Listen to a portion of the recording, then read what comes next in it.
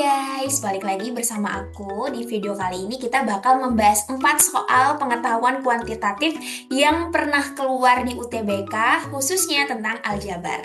Tapi sebelum itu aku mau kasih tahu dulu, mau ingetin dulu mengenai aturan dasar dari operasi bilangan. Seperti yang kita tahu, di mana operasi bilangan itu punya ketentuan atau sebuah aturan mana yang harus diduluin atau diprioritaskan ketika kita menghitung bilangan tersebut. Oke?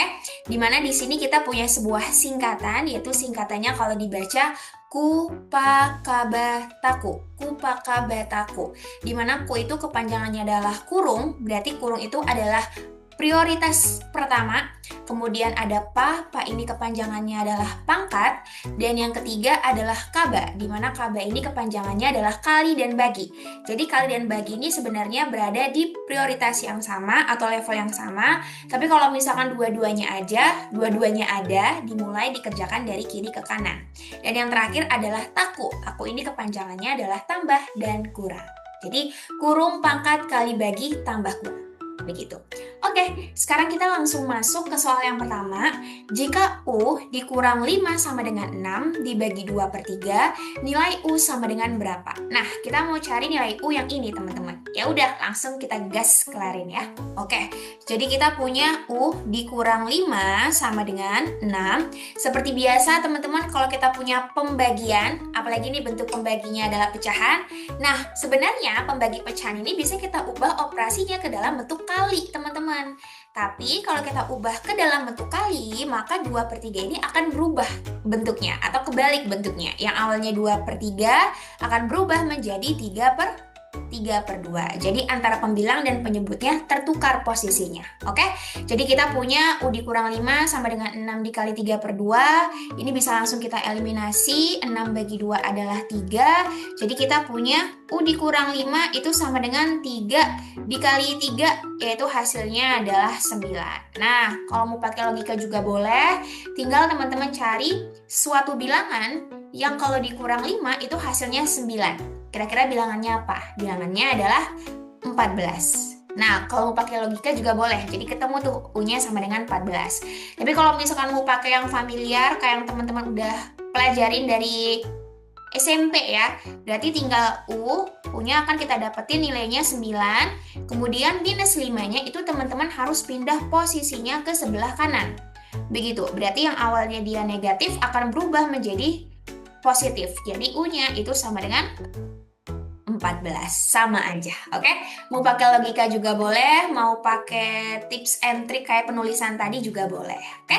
Sekarang kita masuk ke soal yang kedua. Jika akar D dibagi 10 sama dengan 3/5, nilai D-nya sama dengan berapa? Jadi kita mau cari nilai D ini sama dengan berapa sih? Oke, nah seperti biasa di sini kita punya bentuk pembaginya dia sejajar ya teman-teman ya. Dimana kalau bentuk pembagi itu, misalkan kita punya A dibagi B, ini bisa kita ubah bentuknya menjadi bentuk pecahan ya. Jadinya adalah A/B. Nah, kalau aku lebih senangnya ubah dalam bentuk pecahan sih ya. Jadi kita punya akar D, kita bagi dengan 10 yang nilainya sama dengan 3/5. Oke, nah teman-teman di sini kita mau cari nilai D-nya. Tapi di sini bisa langsung kita sederhanain aja teman-teman, tinggal 10 dibagi 5, ini karena dia sama dengan kanan kirinya berarti yang sejajar, bisa disederhanain, 10 bagi 5 adalah 2.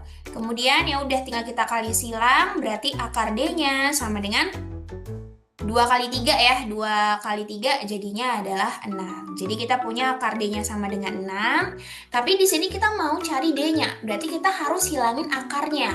Nah, biar akarnya hilang, berarti ya udah kedua ruasnya dikuadratin, teman-teman. Kenapa dikuadratin? Karena kita mau hilangin akar pada D. Berarti harus kita kuadratin, dan karena ini sama dengan perlakuannya harus adil. Kalau yang di kiri dikuadratin, maka yang di sebelah kanan juga harus dikuadratin. Jadi kita punya akar D kuadrat, hasilnya adalah D, yang sama dengan 6 kuadrat itu adalah 36. Jadi ketemu deh D-nya sama dengan 36. Oke, sekarang kita masuk ke soal yang ketiga. Jika T dikali 3 ditambah 9 dibagi 9 pangkat setengah sama dengan 24, maka nilai T-nya sama dengan berapa? Oke, seperti biasa di sini kita bisa langsung prioritasin perkalian dan juga pembagiannya. Jadi kita punya 3 kali T itu hasilnya adalah 3T ditambah 9 dibagi 9 pangkat setengah. Oke? Berarti di sini langsung kita ubah bentuknya ke dalam bentuk pecahan 9 kita bagi dengan 9 pangkat setengah. Nah, kalau kita punya suatu bilangan di mana pangkatnya itu pecahan, apalagi ini sama dengan 1/2, ini sebenarnya bisa kita ubah menjadi akar 9 ya, karena pangkat setengah itu sama dengan bentuk dari akar. Bentuk lainnya adalah akar. Jadi bisa kita langsung ubah menjadi akar 9 yang sama dengan 24. Jadi kita punya 3T-nya ditambah 9 per akar dari 9 adalah 3 yang sama dengan 24. 9 bagi 3 adalah 3. Kemudian tiganya teman-teman tinggal pindah ruas aja. Jadi kita punya 24. Tiganya karena positif pindah posisi jadinya negatif ya. Negatif 3.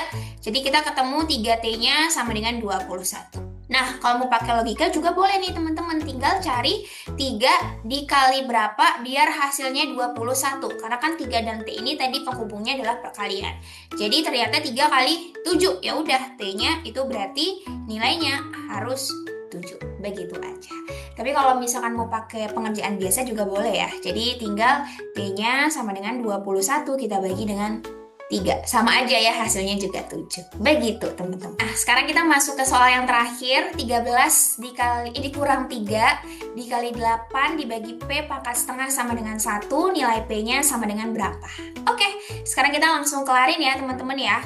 13 tulis ulang, kemudian min 3-nya kita kaliin sama 8, hasilnya adalah min 24. Kita bagi dengan P-nya yang pangkat setengah kita ubah ke dalam bentuk akar. Jadinya akar P yang sama dengan 1.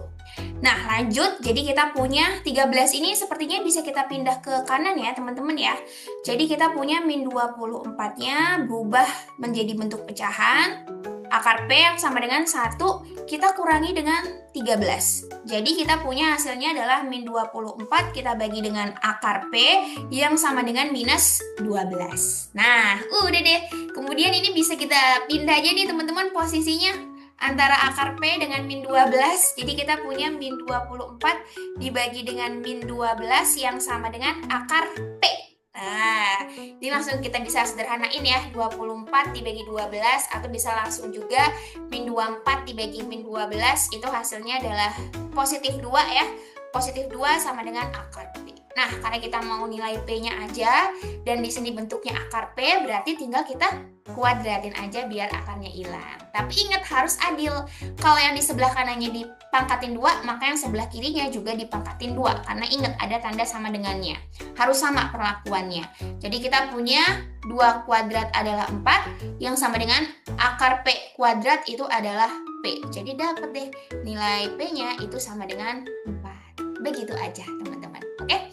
Jadi nanti semua soalnya teman-teman bisa coba dan jangan lupa sharing di kolom chat kira-kira soal mana yang paling menantang di antara soal nomor 1, 2, 3, 4 atau istilah mana yang teman-teman baru ingat kalau ternyata pangkat setengah bisa diubah ke dalam bentuk akar atau mungkin ada hal lain yang tadi baru kita pelajari. Silahkan kabarin di kolom chat. Sampai ketemu di video selanjutnya. Bye-bye.